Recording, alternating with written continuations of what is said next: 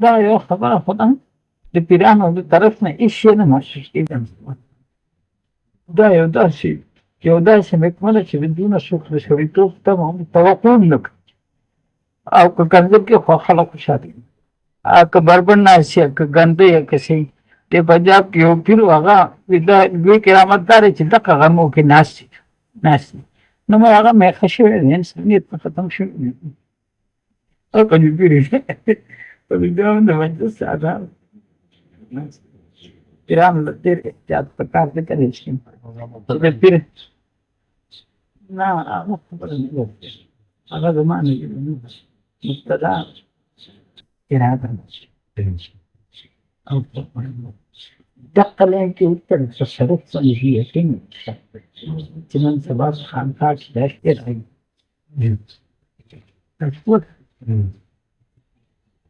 مقتدا عالم دی، هغه لازمي مضمون دی. دا خبره زه اکثر کوم، د عالم اهتمام پکار دی، قدر پکار دی، هغه سره چې کوم دی تقلب پکار دی، هغه خوشحالي پکار دی، تحفې ورکول، واګانې ورسوه. دا د پیرۍ لین چې کوم دی که نه، دا د بې تکلفۍ نه بس دی. پادري که پیر ته کره راشي ستا په ډېر کې دا خطره نه که دلته ځمکه شپه تېره کړه که ویې خوړله که ویې نه خوړله، دا لین داسې دی ځکه چې دا د باطن سره تعلق ساتي. پیري دا شریعت دا دی چې ظاهر اصلاح وشي، فرض واجب حرام مکروه تحریمي د دې تمیز وشي، د دې مطابق د منهیاتو او د اوامرو د دې متعلقه همت صرف شي او د هغې کې محتاط پاتې شي. طریقت باطن اسلام هغه د کړو سره تعلق نه، هغه د احساسات سره تعلق، احساسات سره. تاسو د صحت تپوس وکړو، زمونږ ټول چاهتونه ټول صلاحیتونه د صحت دپاره استعمالېږي. دا صحت دا لږ دی که نه، دی زما نه تقریبا 14 کاله پېشر دا پورې اوس تا مخې راوشته وی بابا په خیر راغلې، زه ورته ویل که 2 کاله شوی نه ماته پوښ کې ویل که پاکستان چې جوړېده ته څومره وې؟ زما هیله یاد شي زه په سهارنپور کې مو ځوان سړی وم، ګیره مې راغلی وه ځوان. نو صحت داسې دی چې ډېر ښه او وجه دا ده که نه چې ورته د هغه بلې خبرې فکر نشته د طبیعت، چې څه اراده او څه صلاحیت د طبیعت د درستګۍ دپاره صرف کېږي، جوړي څه صحت هغه همت پورته دا خو تقدیري هم دی، څه غلطه خبره مې وکړه، صحت هم تقدیري دی او طبیعت د انسان حواله دی، صفت د الله پاک د دې غم نه او چې تقدیر کې څه دی هغه قبول کېږي. حقیقت دا دی چې ژوند په طبیعت تېرېږي، په صحت نه تېرېږي. ما دا حضرت ایوب علیه نبینا علیه الصلاة والسلام واقعه ته وګوره که نه، د صحت د عدم صحت مثال به انسان پېښ نه کړي او د طبیعت د سرور مثال به هم پېښ نه کړي چې بیبي صاحب ورته وایي ته دعا وکړه چې خدای دې تا جوړ کړي، هغه مخکې نه وخارېد، هغه وایي ته اوس ما ته وایې چې ته دعا وکړه او زه هغه نه سوال کوم چې ما له صحت راکړه. هغه به وایي چې دا زما څنګه بنده دی، ته وله یو شی دی که ما ته د بل شی خواهش دی، دا که یاري نه ده چولېنده غوډی یاري دی که طبیعت چې ښه دی، طبیعت چې ښه دی نو د صحت دا حال هم په ذهن اثرانداز نه دی، باعث ناګواري نه دی. دا خو مسلم خبره ده، ژوند په طبیعت تېرېږي او د طبیعت ته ذموار کړی او تا ته چل خوړلی چې دغه به د طبیعت د درستګۍ دی. اوس په دې دنیا په ګڼ دینونه دي، د دغه د طبیعت د درستګۍ لپاره دومره قرباني کېږي چې هر یو دین کې کېږي، ډېر انسانان دي چې د عبادت په صورت سره د خپل اله ځان له په خپله متصور کړي دی یو چې دا زما اله دی او د هغه د خوشنودۍ لپاره چې کوم دی نو څه کارونه کوي، لیکن طبیعت به درست نشي، طبیعت به درست نشي او که هر څومره قربان ګوتم بدھ مثال څوک پرېښودلی شي د قربانۍ متعلق، لیکن طبیعت یې درست نه شو، هغه ایمان چې کوم شي ته هغه حاصل نه شو. ته پوه شلې د انسان د طبعي تقاضا ده چې ماته دغه فلاح نصیب شي، فلاح د مخلوق نه آزاد شم، د مخلوق تاثر نه، او د مخلوق سربراہ شم. او دا د انسان فطري تقاضا هغه صرف ایمان. که د ټولو دنیا بادشاه شي نو دغه ذهن مطمئن کیږي نه. یو خاص کنه ایمان چې پیدا شو کنه نو په خپله به هغه سمجھ پیدا شي د مخلوق متعلقه چې کوم دی کنه ستا احساسات په بدل شي. ته لږ یو چرګ دی مردار کړی دی او بل حلال کړی دی، هغې ته چې ته ګورې نو ستا احساسات مختلف دي. دقسې شی به ایمان د سړي احساسات بدل کړي. د ادنا درجې د ایمان اثر دا دی چې د دې عالم باندې به د فنا خیال فکر یقین څه درجه کې به پیدا شي، او د راتلونکي ژوند متعلقه به د هغې احساس د بقا، د هغې د فایدې او د هغې چې کوم دی نو هغه به پیدا شي. دا د ادنا درجې ایمان. کامل ایمان خو دا دی چې لا اله الا الله او اله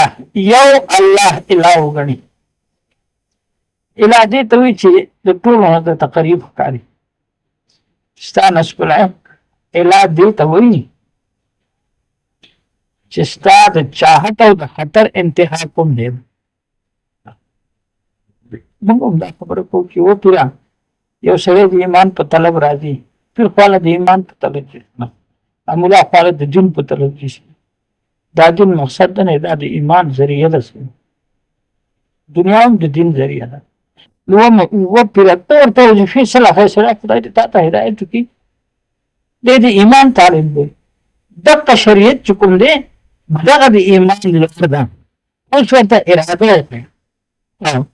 ورته ووایي چې هلکه ستا دغه مونځ کمزوری مونځ دی چې ته ستا نصب العین دا ژوند، آخرت باقي دی، دا فاني دی، هوش کې راشه.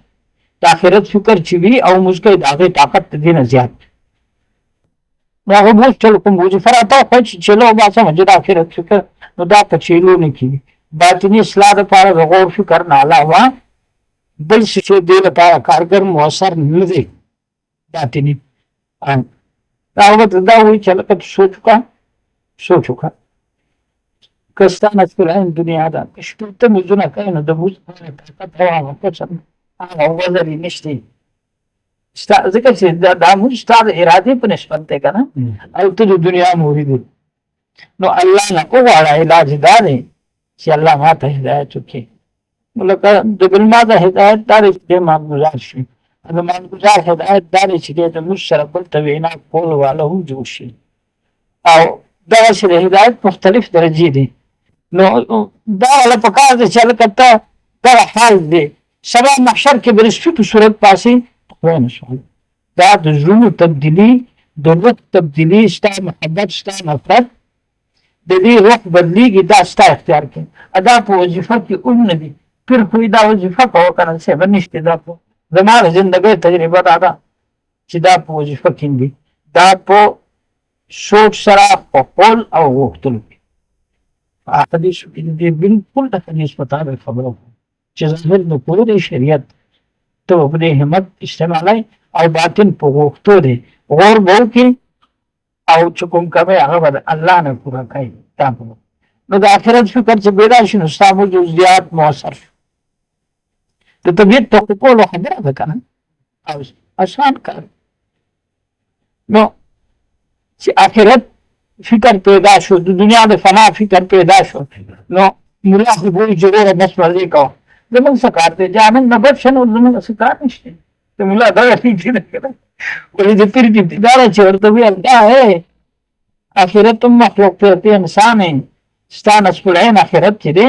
نو ستا د لا اله الا الله اقرار چې کوم دی دا صحیح نه دی. ته خو چې لا اله الا الله او مرید د آخرت یې، ستا خطره د جهنم نه ده،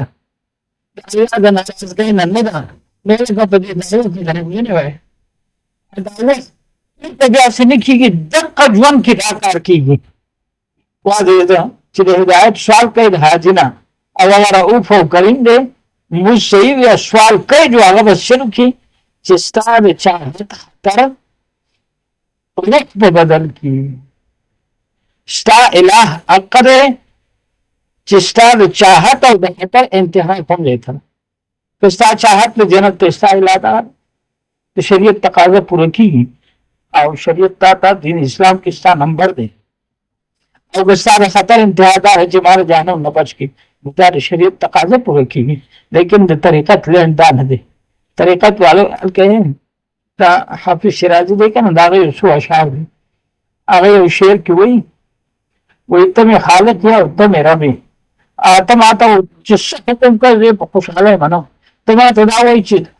زه جهنم ته زه په خوشحالۍ ځم زه د جهنم نه نه یېرېږم زه انسان یم زه داسې ګیه ګودره نه یم ما ته دا وایي حافظه خفه ده که نه یم جهنم ته ستا د خفګان نه یېرېږم چې چا نه ته خفه یې دغه جهنم ته لګي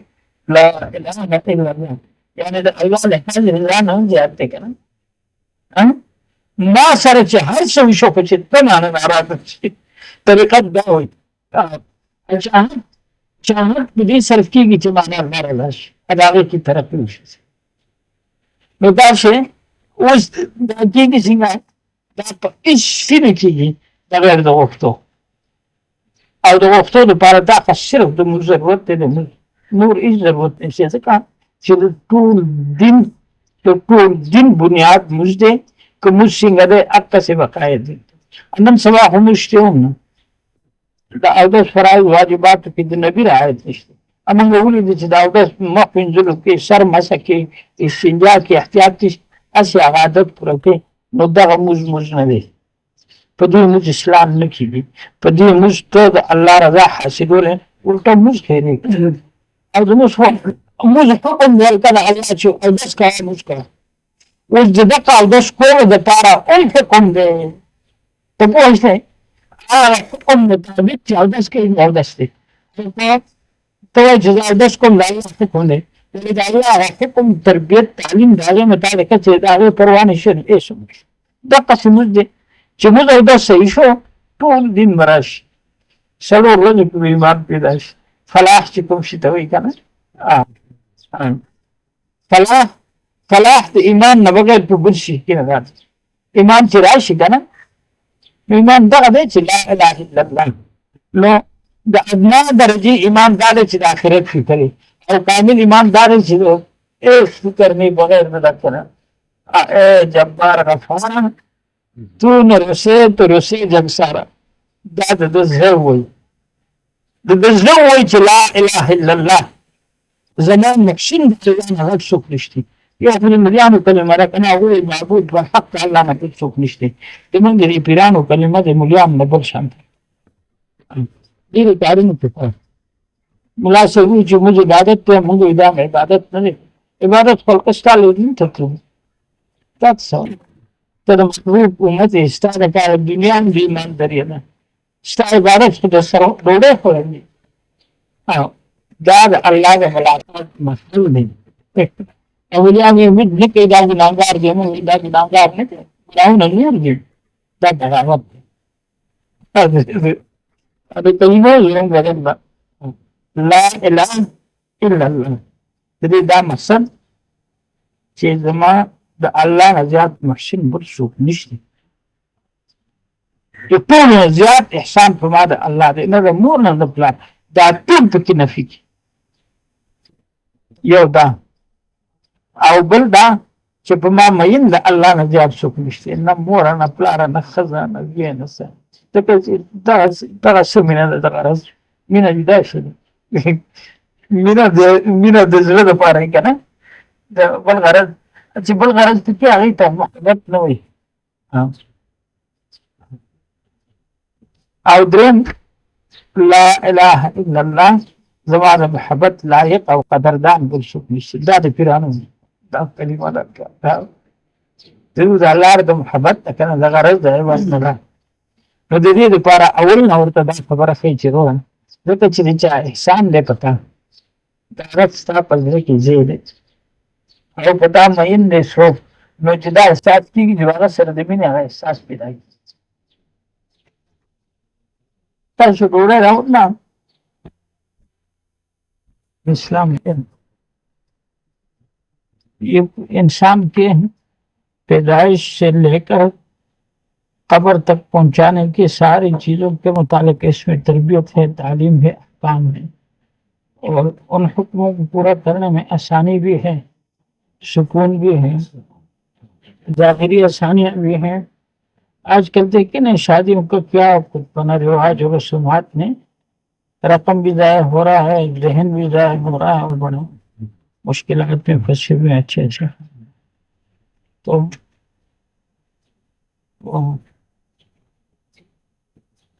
ناخن کاٹنے کی طریقے بھی بتائے، سرما لگانے کی طریقے بھی بتائے، کنگھی کرنے کے طریقے بھی بتائے۔ اتنے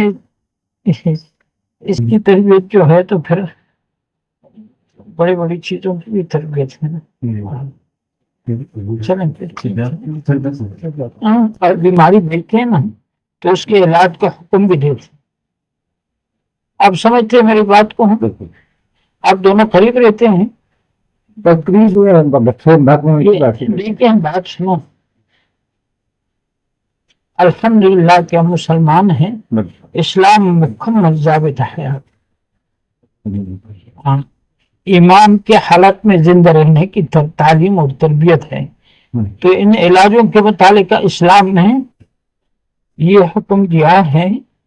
کہ جس آدمی کے پاس سند نہ ہو وہ بھی علاج نہ کرے، اس کے لیے منع ہے، وہ حکیم اور ڈاکٹر میں نہ بنے، اور جس کے پاس سند نہ ہو اس سے علاج بھی نہ کیا جائے۔ اب اسلام ہمیں منع کرتا ہے تو کیا ضرورت ہے؟ ہاں، تو یہ آج کل جو ہے نا ڈاکٹر اور حکیم بہت زیادہ ہو گئے ہیں، تو ان سے ذرا بچیں۔ یہ جو انگریزی اسپتالوں میں جو اسپیشلسٹ ہوتے ہیں نا، انہوں نے تعلیم کیا ہوتا ہے، ان کے پاس آلات ہوتے ہیں، شفا وہاں بھی اللہ کے اختیار میں، اللہ کے ان لوگوں کے اختیار میں نہیں ہے، آپ سمجھے۔ لیکن اللہ کا حکم ہے کہ مستند سے علاج کریں، تو اللہ پاک کا یہ ایک حکم ماننے میں ثواب ہے۔ اللہ صحت دے دے تو مزید اجر ہے، اگر نہ دے تو بیماری بھی اللہ کی رضا کا ذریعہ بن جائے نا۔ آپ سمجھ گئے ہیں؟ ایک تو یہ بات بالکل تسلی رکھیں۔ دوسری بات یہ ہے حضرت عمر رضی اللہ عنہ کے پاس ایک بادشاہ وقت نے آدمی بھیجا کہ میرے سر میں درد رہتا ہے، تو انہوں نے ایسا کیا، بسم اللہ الرحمن الرحیم لکھا اور ایک ٹوپی بنائی، اس کے اندر چھپائی سے وہ کافر تھا اور مشرک تھا، اس نے سر پہ رکھی تو اللہ پاک نے اب حضرت عمر رضی اللہ تعالیٰ نے نبی کے خلفاء میں سے ہیں، خلفاء راشدین جسے کہتے ہیں، اس سے بڑا کوئی پیر نہیں ہو سکتا، اس نے یہی بتایا، یہی کیا ہے، تو ہم بھی یقین کے ساتھ یہی استعمال کریں۔ کس طرح کریں؟ کام ہے نا، یہ آج سے اوپر کے لیے آپ بھی سنیں، اوروں کو بھی بتائیں۔ 11 دفعہ ہر نماز کے بعد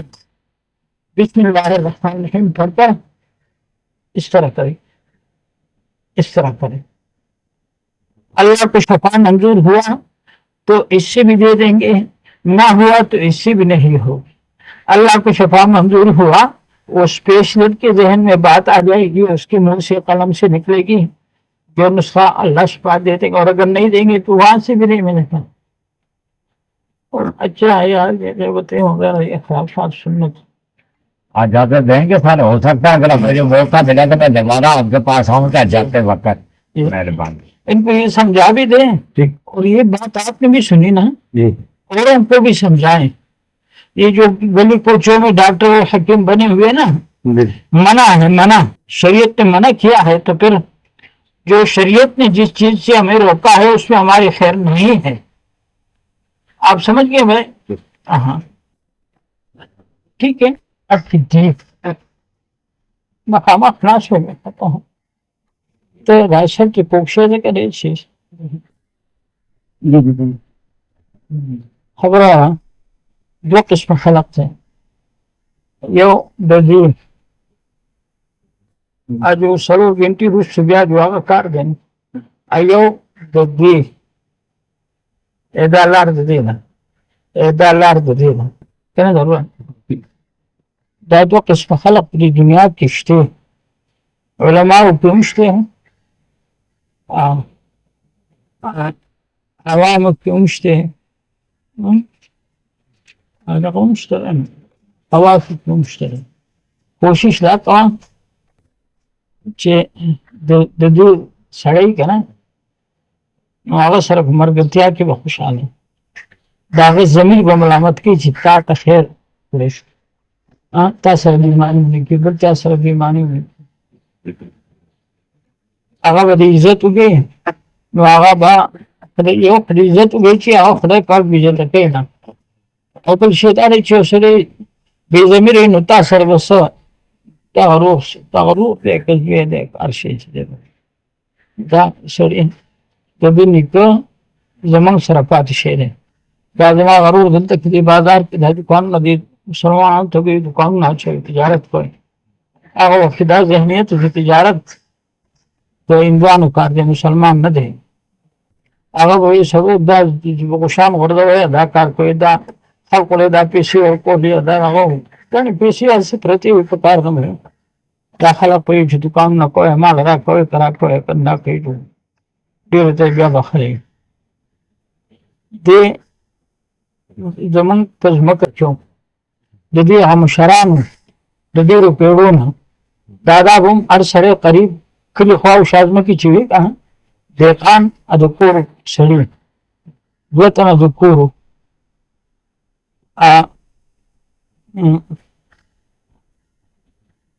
بې ضمیره خلک وایي نه پونه ساعته نږدې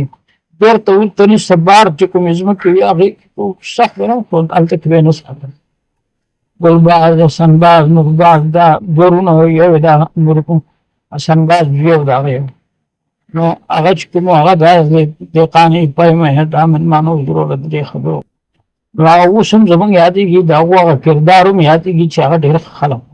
دا په هغوی کې دا زموږ د کور ملازم دي دا بیا عبدالرحیم استاد راغی دکان نه واچوله زامنه کې اوس لانجه جوړه شوه که نه ولې وینه یې اصیله ده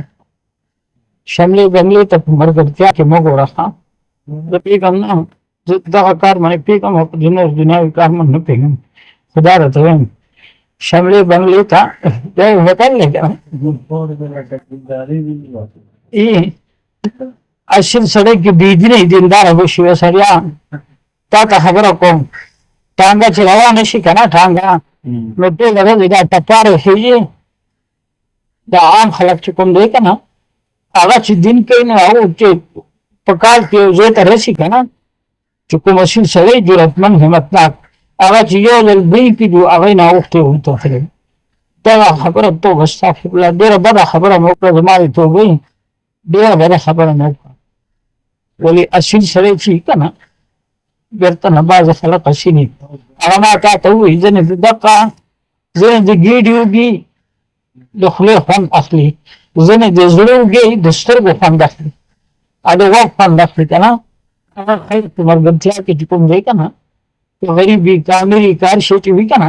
په ډېر امیري په هغه کې به تکبر نه وي په تا به سورېږي نه که نه او نه به سورېږي او که ته ډېر غریب یې هم مه یېرېږه ته او که ډېر غریب یې نو بیا هم مه یېرېږه ودرېږه چې څه کېږي هغه به کېږي خو دوکه بېماني به سره نه کوي سړی خفه کېږي په دوکه بېمانۍ په نقصان په دې باندې نه خفه کېږي دا د پنجاب پیرانو او ملیانو چې کوم دی که نه خلکو نه پیسې اخلي زه تاله استخاره کوم استخاره د هر عمل لپاره سنت عمل دی دا هم نه دی چې تا ته په خوب کې دا خولې کېږي چې دا کوه یا نه کوه یو شی کې ستا خیر نه وي نو دې امکان شته چې الله پاک زړه د هغې نه ستا واړوي ستا یو خواهش دی تا استخاره وکړه استخاره سنت دی یو شي کې ستا خیر نشته دی که نه نو ستاړه به د هغې د کور نه واوړي نور هر عمل ابتدا استخاره مشوره استخاره هم سنت ده مشوره خو واجب ده هر چا سره مشوره کې درته دا خبره ښیم مشوره د دشمن سره هم کوم کہ آزاد جم تیرے محفوظ چت دشمن تو معلوم ہے جدید دا غبی دوست تو معلوم دا پټای په دا د ویګری د دوی سره دا کوي پادری دا ار سره کې ژوند دې کې ځان وځي د خپل سړی ټوب د پاره ا جو او کې د دشمن زماده راز خبرې کې جو ارش چې کې پیری زه خپل سړی ټوب په څو پر ژوند نه پرېږدم پاره ا په سړی ټوب کې وځم تیرم دې چې ما وځني دشمن دې جو چې مړي کمر چراغره مر نمخ څو کوي شي نشي وای تا باید خلک سیری کې د ورګ ته شي دا مر نمخ کې هیڅ څوک نشي ولې ا د مرګ په ته سړی څوک پورته تا نه شو ګیلن کوي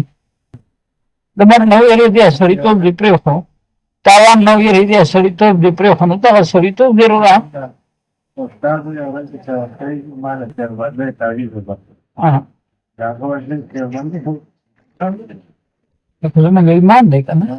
ولا قدر خیره و شره من الله تعالی دې باندې موږ ایمان دا خبره اوس حفاظت پکم دی حفاظت پکاو چې د نظر ارکاو نشي دا دې دوی او بیا د خپل دا وقار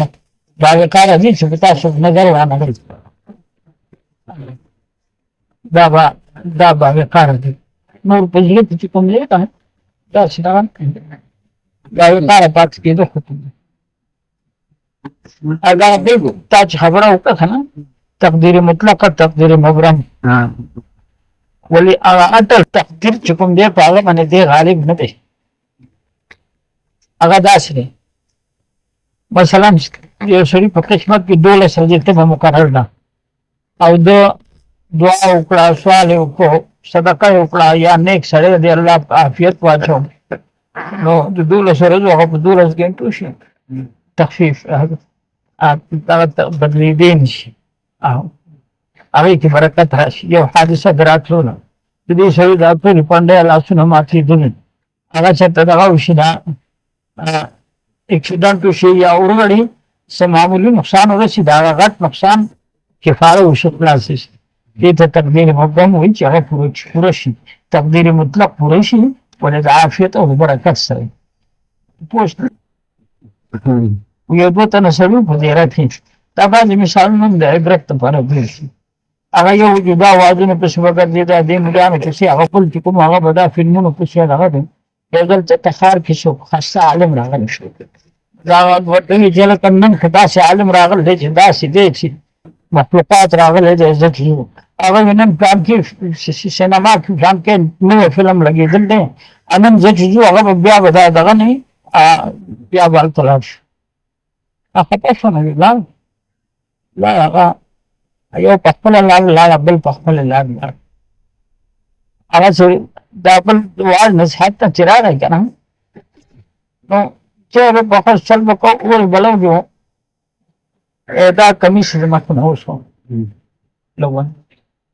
کمیس اوسو هغه بل چرای بلاره کې لاس په بیان دي چرای کنه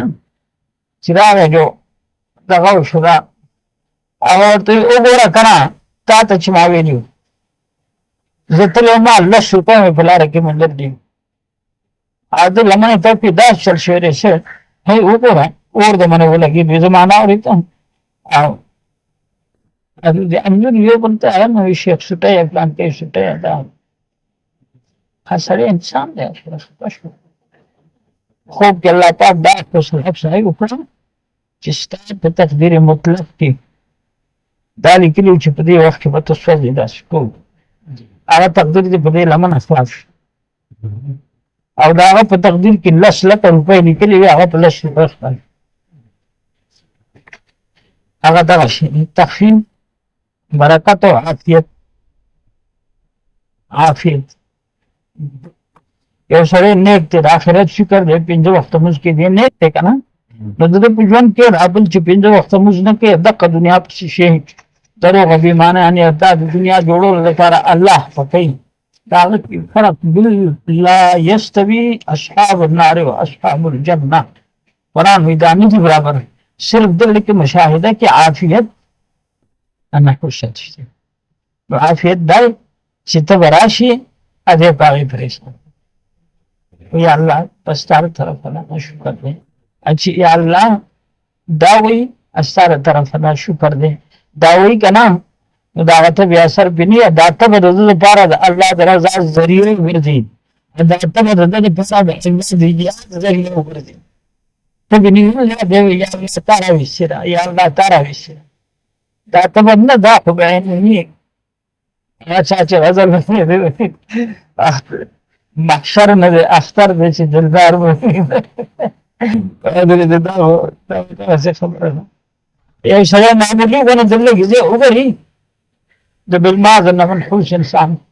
چې خس کني دا نه راوخېږي نو بس دا روډۍ وباسي دا خو کینسر دی زه به مړه باسي دا بېمرګه مړ شي څه به او ګوره که نه ورته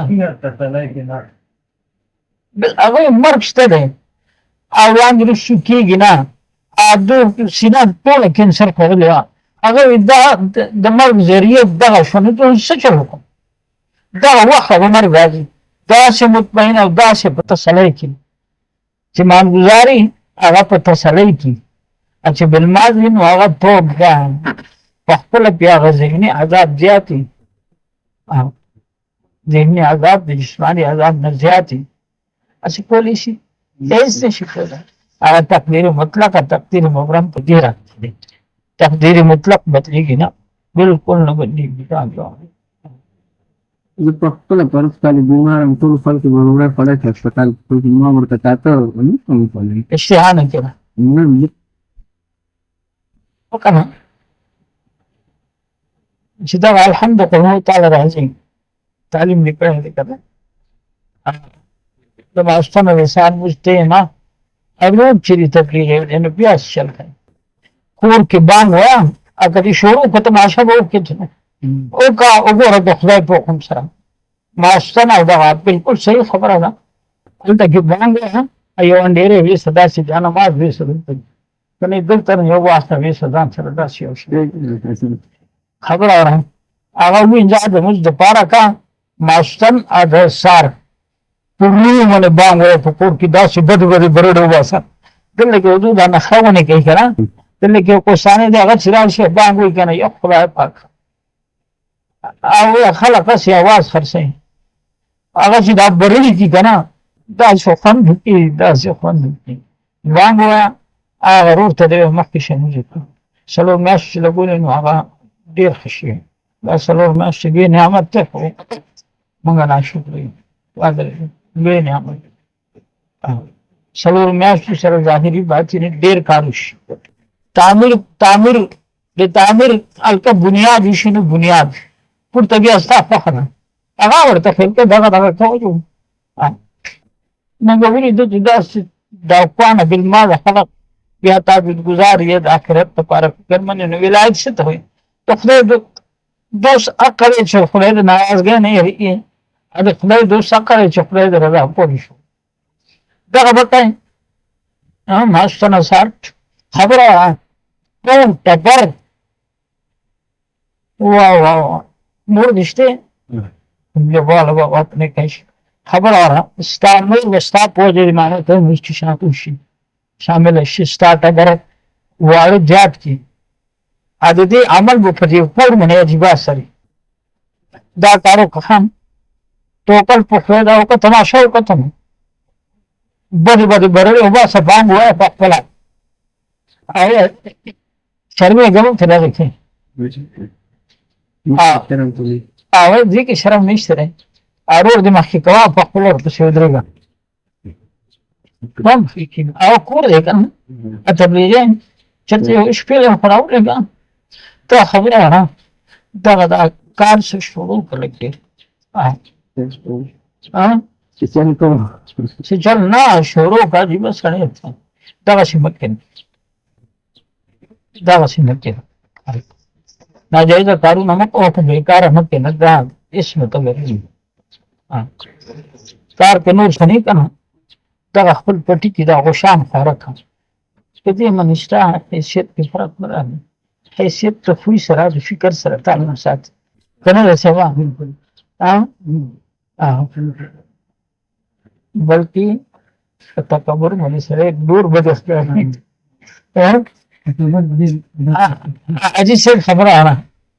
ڈاکٹر زمین دے علاقے خلق منگی اور حیثیت میں خبر ہی ہوتا نہیں ہو خبر اس یہ سارے چکم دے نظام لگا جو کی نرغو جب بدست تدغیم کی یہ حیثیت داغی ادے فروتنی کے نو وګوره لکه ورې داسې محبت پیدا شي اوای فروتنی چې کوم نه دا د دین یو تقاضا راکا د دین هر یو تقاضا چې کوم نه هغه حسن دی عزت دی وقار دی زموږ اسلام موږ ته باوقاره الان دین پیدا نه دا احکام چې سړي ته خبره را که دا ټول مخلوق په سجده پرېږدي الله څخه خیر شته اگر ټول مخلوق باندې شرطي اثر دا خو زموږ د ښېګڼې دپاره الله پاک دا معاملات معاشیت کور د وړو سره د والدینو حقدارانو سره دې ټولو سره سلوک ورته موږ ته اسلام ښوولی دی دقیق سکون او ارام دی ازادي ده دا ټول تبرک موږ کې موږ وښایه ورسره چې الحمدلله چې محمد ای کې کنه نور تاسو او خیر ډیر خوند وو دا کار دی جاری شي لوی کار وو ان شاء الله به مال حاضر راکړي تاسو ته مو ہمارے پٹھانوں میں یہ ایک اصطلاح ہے وہ کہتے ہیں اوے فجر کا مکہ یعنی بے فضول کام نہ کرو مظلوم کچھ اور یہ بھی ہمارے یہاں وہ ہے کہ طبیعت اور صحت میں زمین اور آسمان کا فرق ہے نا تو آپ کی شان یہ ہے کہ آپ صحت کے متعلق پوچھے ہی نہ کسی سے اس لیے کہ صحت تو جو تقدیر ہے وہی ہوگا پھر صحت کے متعلق ہاں اللہ اور اللہ کے رسول نے ہمیں یہ تعلیم دیا ہے کہ بھئی اپنی ہمت صحت پر صرف نہ کرو کن فی دنیا کا ان کا غریب زندگی گزارو اور بناؤ نہیں تو اس میں صحت بھی آ گیا ہے آپ کے بھائی صحت جو مقدر ہے وہی جو تقدیر ہے اب جو تقدیر ہے وہ ظاہر ہوگا پھر حکم ہے کہ طبیعت کو درست رکھو طبیعت کو درست رکھو ایک تو یہ بات ہے کہ انسان کی زندگی کا دار و مدار طبیعت پر ہے صحت پر نہیں عدم صحت والوں کے حالات بھی ہمارے سامنے ہیں اور بڑے بڑے صحت مندوں کے حالات بھی ہمارے سامنے ہیں ان کے عدم صحت کی انتہا حضرت ایوب علیہ نبینا علیہ الصلوۃ والسلام کے حالات لیکن طبیعت ایسا حشاش بشاش کہ ان کے صبح یہ بات ہو رہا ہے پہلے خان صاحب سے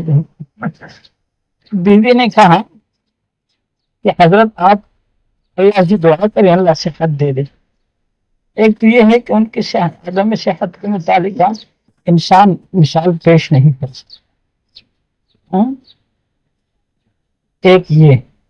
اور دوسری بات ہے کہ جب بیوی صاحب نے عرض کیا کہ آپ تو نبی ہیں آپ اللہ سے صحت مانگ لیں اس حد تک بات پہنچ چکی ہے تو آگے سے گلا کرنے لگے کہ اب تو بھی مجھے یہ کہہ رہی ہے کہ تو دعا کر صحت کے لیے وہ میرا مالک ہے ایسا مالک ہے کہ خالق بھی ہے اور ایسا مالک ہے کہ رب بھی ہے رب جس چیز میں تیرا فائدہ ہے اس کے لیے اشتہار دینے والا رب اور جس چیز میں نقصان ہے اس سے نمازی آدمی کا ذہن کو پھیرانے والا اور اس کی ربوبیت کو ایسے عجیب نشاط انگیز حالات دے دی ہیں کہ دل کے اندر وہ ذائقہ اشتہار بھی دیا ذائقہ بھی دیا اور کتنے خوش اسلوبی کے ساتھ اس کی ربوبیت فرمایا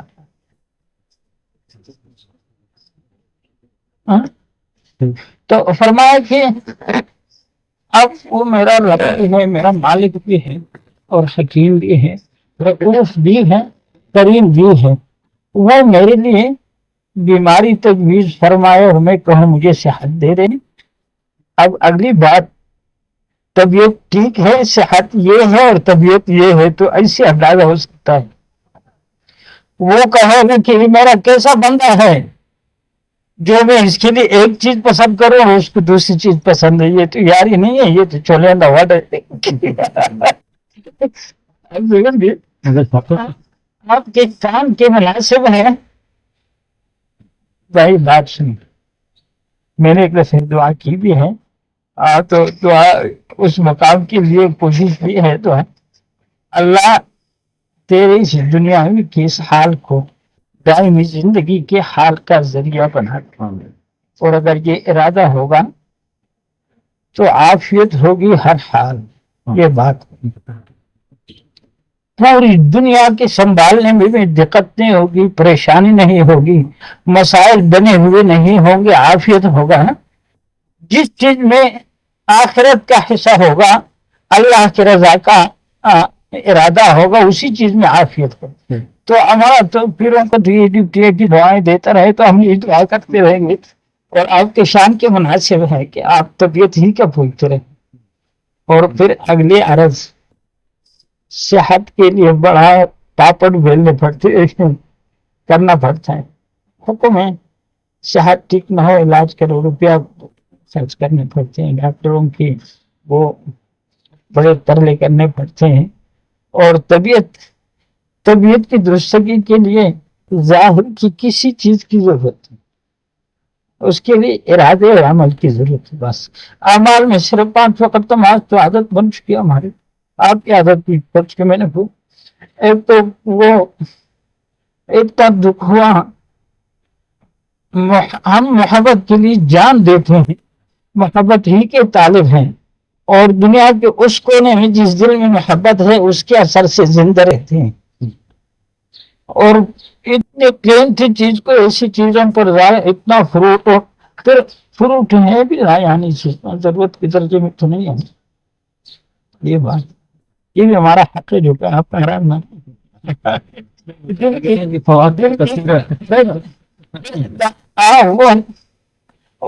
وہ ہے نا، اس کے